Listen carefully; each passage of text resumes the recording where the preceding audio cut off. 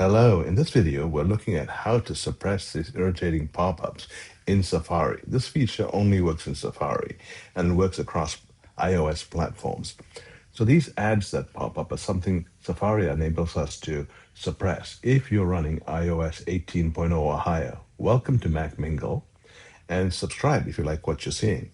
So the first thing is to go to that menu bar and not use that button there, but this one here. Let's zoom in on that a little bit and then pop that up. And we can see when you pop that up, it says it Safari intelligently displays summaries, and there's a hide distracting items and a report distraction control issue. The second is so Apple can continue to improve this function. So once you activate that, you can see these blue circles around each component on the web page.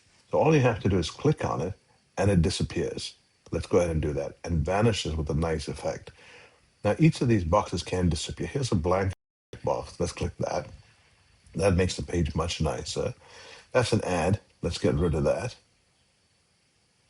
And now the page looks much cleaner and much more easy to read. Now let's look at the right bar and see if there's anything on the right bar we want to get rid of.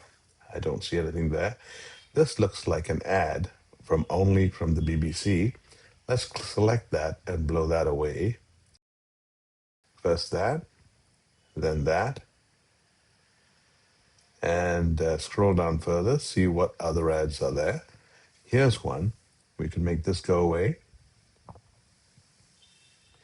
Now, these changes you've made are not permanently saved until you come to this checkbox here and click Done. Once you select that, those suppressions are saved. And if you reload the page, those suppressions will not show again. And that's contingent upon the way the page is structured. So let's take a look at it. We rerun it, and now all the bars are gone. The ads are gone. And it's a much cleaner page. Now let's select that button again and look at Show Hidden Items.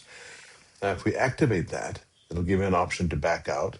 When you click that, all the ads reappear. And you can see that the page is much more cluttered with things that you're not really focused on. So Safari offers this feature where you can turn these distractions on or off.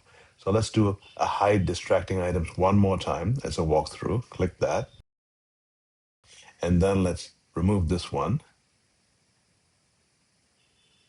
Let's scroll down, remove these two.